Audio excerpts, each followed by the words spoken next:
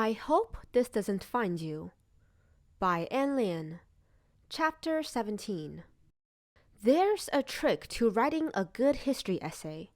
Most people assume that you start with a contention. You read the prompt and instantly form your stance on something, like whether the sans-culottes in the French Revolution ought to be considered a mob. And then you search through your memory for evidence to back yourself up.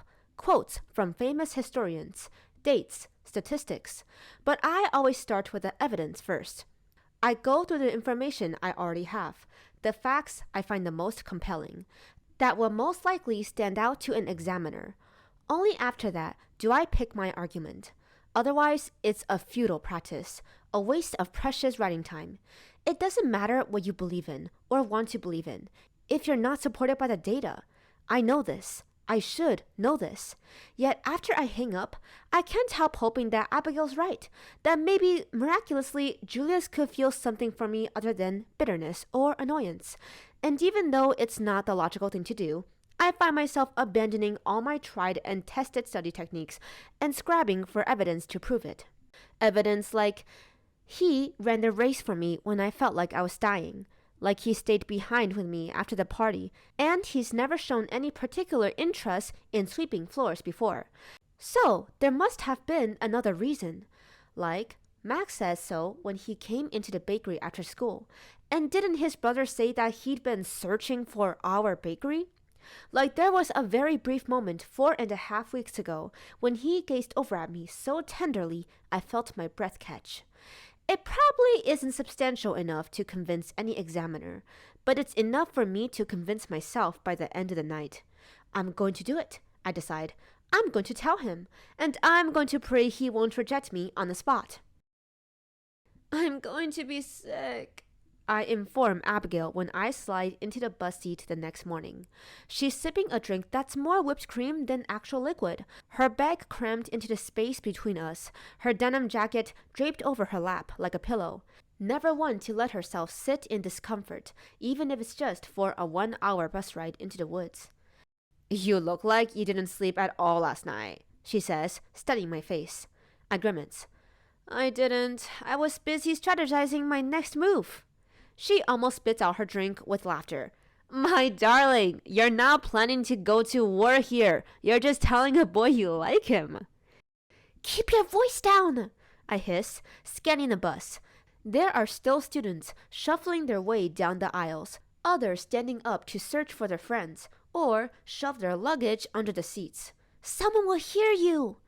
Nobody could possibly guess who we're talking about. Like, I barely believed you when you told me. And he's not even here yet, she says lightly. Also, if we're really focusing on strategy, I feel like you should kind of ease into it, considering your history and all. You don't want to startle him by launching into an impassioned speech straight away. Huh? I'm still craning my neck, checking every face that passes. I feel physically nauseous, and it's only partially because I skipped breakfast altogether this morning. I feel almost as sick as I did before my school captain's speech, before our end-of-year exams even. Is this what liking someone should be? Because, contrary to common description, there's nothing warm or gentle about it at all. This is a violent intrusion, my own body revolting against me. There are no butterflies in my stomach, only scorpions. Maybe just act friendly first, or at least you don't absolutely loathe the guy, Abigail advises. Plus, oh my god, he's coming! After wasting so much time thinking about him since yesterday, it's a surreal experience to see him just standing a few feet away. There, right there, the sun streaming in through the bus windows and hitting his face. But if I look like I didn't sleep last night, he looks like he hasn't slept in weeks. Tired. Blue-gray circles are smudged around his eyes, and his hair is rumpled for once, messy strands falling free over his forehead. Then he catches me staring and stares back. The scorpions inside my stomach crawl up to my throat. Remember, be friendly, Abigail hisses under her breath. This is entirely counterintuitive to everything I've learned over the past 10 years. as natural as jumping backward, or sticking your hand into a boiling pot, or running headfirst into a flaming building. But I forced the muscles in my face to relax, the corners of my lips to lift. A high-pitched, strangled sound escapes my mouth. His brow furrow. Sorry?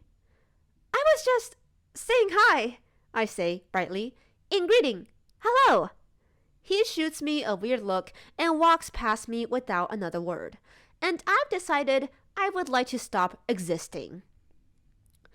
Okay, to be fair, that could have gone a lot worse, Abigail says once he's settled into the back of the bus. The doors slide closed, and the teachers do a final head count before we start reversing out of the school parking lot. It's not like you completely fumbled the birdie. I'm hitting my head very slowly against the window. Maybe stop doing that, she tells me. Don't worry, I'm not doing it hard enough to risk impairing my cognitive functions. No, I'm worried because Miss Hedge might see and force us to watch that 70-minute video about the importance of self-love again, and also because Julius is currently looking in your direction. I freeze, feel all the heat in my body refocus in my cheeks. Are you sure? Quite, she confirms somberly. But I'll handle it. Before I can even ask, she speaks up in a loud voice, so loud it drowns out the rumbling engines. It's great to see that the windows are so sturdy, Sadie. Thank you so much for testing that out for me. I'm now inclined to believe that the news article I read about the 20-year-old who crashed headfirst through the bus window and left a human-shaped hole in the glass was most likely fake. I don't know whether to burst into tears or laughter. Is he still looking? I whisper. Nope, all safe now. I heave a sigh and slump back in my seat. God, I detest this. You still have the whole trip, she says, popping in an earphone and offering the other up to me. Just wait until we get there. We don't talk much for the rest of the ride, except to change the music every few songs. Our tastes are starkly different. Abigail listens to what she refers to as sad music for hot girls, or music you can wail to, while I prefer music you can study to. It's one of the many reasons I love being around Abigail. We can talk on the phone for 5 hours straight in the evenings, stopping only to grab our phone chargers or a glass of water. But we can also just sit together and watch the changing scenery through the window. Soon, the roads narrow into a single winding lane, and the rising sun glimmers through the trees on both sides. The malls and gas stations and busy cafes disappear. Everything disappears, until we're venturing deep into the mountains, and all the colors are some variation of gold and blue and green. And then we're not the only ones silent, drinking in the view. The other students quiet down too. Even the athletes have stopped their competition of who can throw their empty sports drinks higher without accidentally hitting a teacher, which is pointless anyway because there are no clear rules or rewards. Wow, it's pretty, Abigail murmurs, and I agree. Lake Avalor looks exactly the way it does in photos, from the handcrafted cabins at the base of the mountain to the wisteria and lace wildflowers to the great elm trees fringing the lake bank. We round the corner, and the lake itself comes into full view, vast and beautiful, the emerald water so clear it glows in the daylight, reflecting the scattered clouds in the sky. The place feels like its own secluded world, a retreat in the true sense of the word. It's almost enough to help me forget about Julius, about the emails, about everything that's happened these past couple of months. But then the bus jolts to a stop, and I'm yanked back to reality. Or maybe some weird alternate version of it, because as everyone starts unbuckling their seatbelts and reaching for their things, Ray Suzuki stands up from his seat and turns to me. Hey, he calls. Did you choose the spot? I straighten Abigail's earphones and hand them back to her. Look up warily. Yeah? It's not as bad as I expected, he grumbles. I'd think I had hallucinated it if Abigail wasn't wearing a similar expression of disbelief. Oh, I'm glad, I say, still waiting for the catch. Maybe the follow-up sentence is, it's still a lot worse than I'd hoped. Or, I was imagining a literal pit in the flames of hell to match the inside of your soul. But it doesn't come. He just nods, clears his throat, and joins the other students crowded down the bus aisle. So, you're blushing and stuttering over Julia's gong, while Ray Suzuki is being sincerely appreciative of you. Abigail remarks, her brows raised. Bizarre. Truly, absolutely bizarre. Next thing you know, Miss Hedge is going to start advocating for underage drinking. And Rosie is going to declare that her lifelong dream is to become a nun. Don't be so dramatic, I say, laughing, but I can't help feeling like she has a point. We're given half an hour to settle into the cabins. It's very nearly perfect. The interior is designed like something from a fairy tale, with vintage couches and stacked bookshelves and a blazing fireplace. The local staff have laid out tables of homemade scones with fresh whipped cream and strawberry jam to welcome us. Within minutes, they're all gone. Not even a crumb left on the porcelain plates. The teachers are given raw salmon appetizers and mocktails that smell suspiciously like cocktails, and I've never seen Miss Hedge look so happy. The bunk beds are comfortably wide too. The sheets fragrant with the scent of flowers from outside. The only problem is naked clowns. Abigail says, her voice a mixture of horror and pure disgust. All the other girls gather around her, staring up at the paintings on the wall, as in paintings, plural. Because, for whatever cursed reason, there are multiple paintings of naked clowns hung up in every room, right on open display for everyone to see. Above the beds, next to the mirrors, over the doors. Perhaps it would be better if they were done in some sort of abstract art style, but they're unforgivably realistic, the tiny brushstrokes capturing every detail. This shouldn't be allowed, Georgina Wilkins says, shaking her head. That's just, what's the word? Diametrical? Diagonal? Diabolical, I correct her, automatically, then wince. I know from experience that this is one of my less popular traits. But Georgina just throws me a grateful look and says, Right, exactly, which proves how bad the paintings must be. Abigail drags a hand over her face. My eyes feel like they're being physically attacked. To be more specific, like they're being kicked by a kangaroo and then dragged through cut glass and then set on fire. God, I'm sorry, I tell everyone. I swear this wasn't included in any of the photos on the website when we were picking out locations.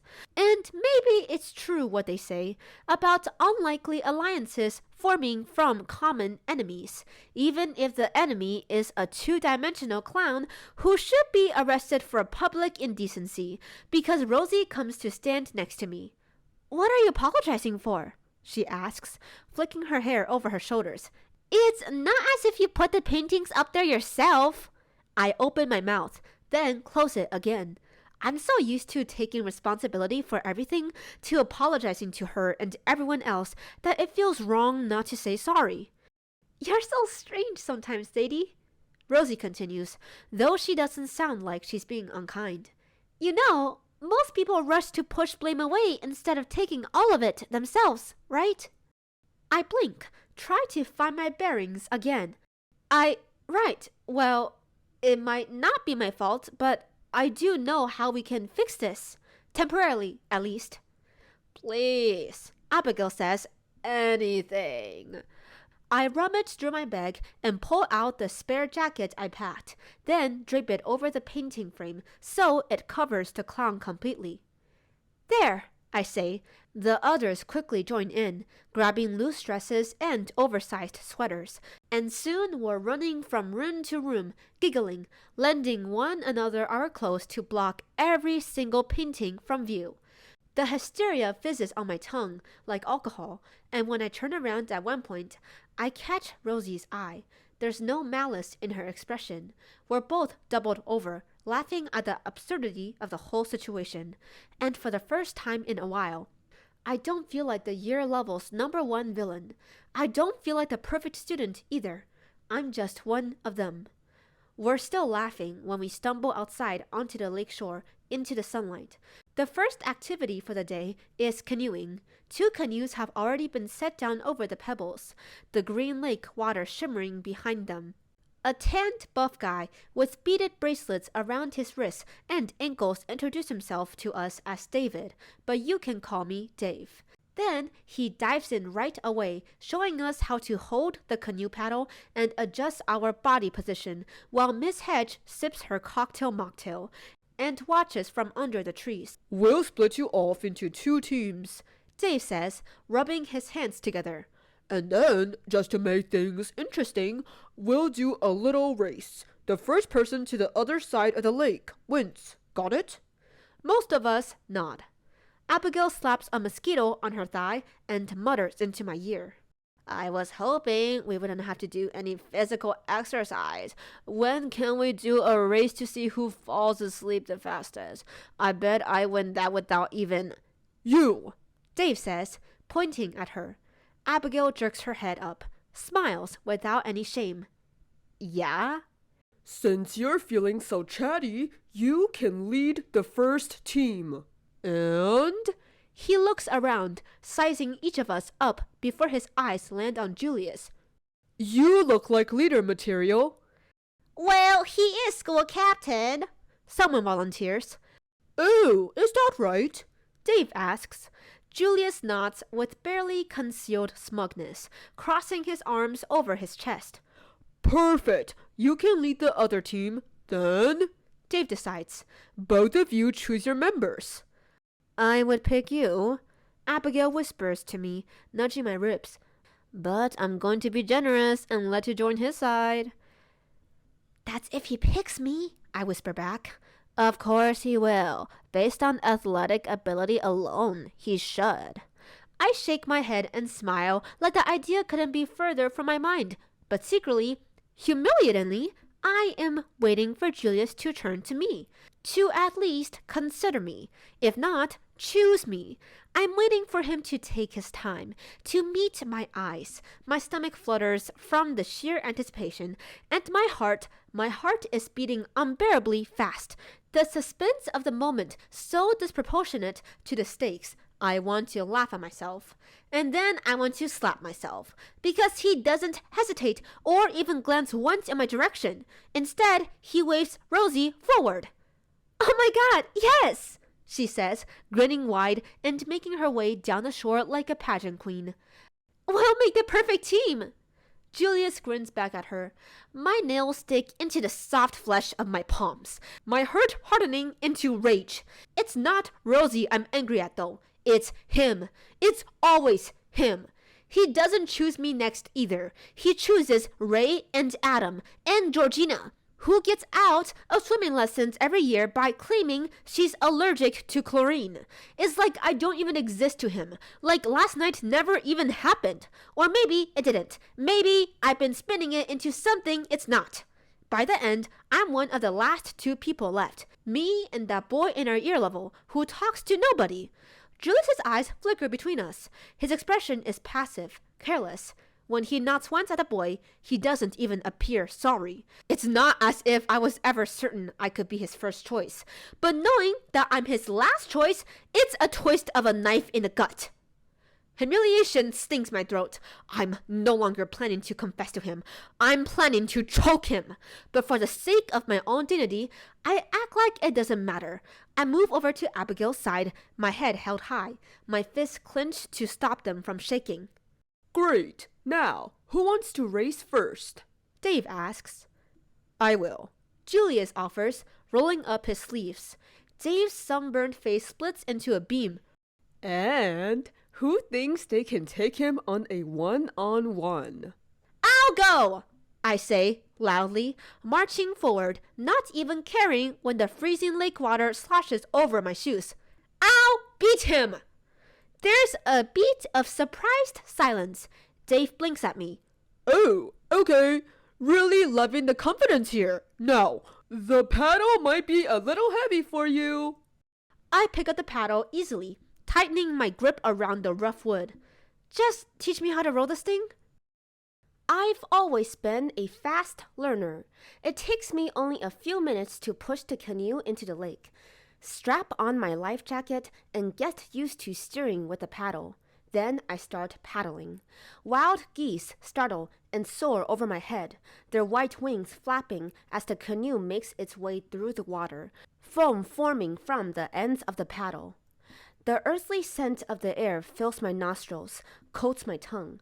The lake itself is serene, tall grass rising over the opposite shores, the sun's reflection rippling outward.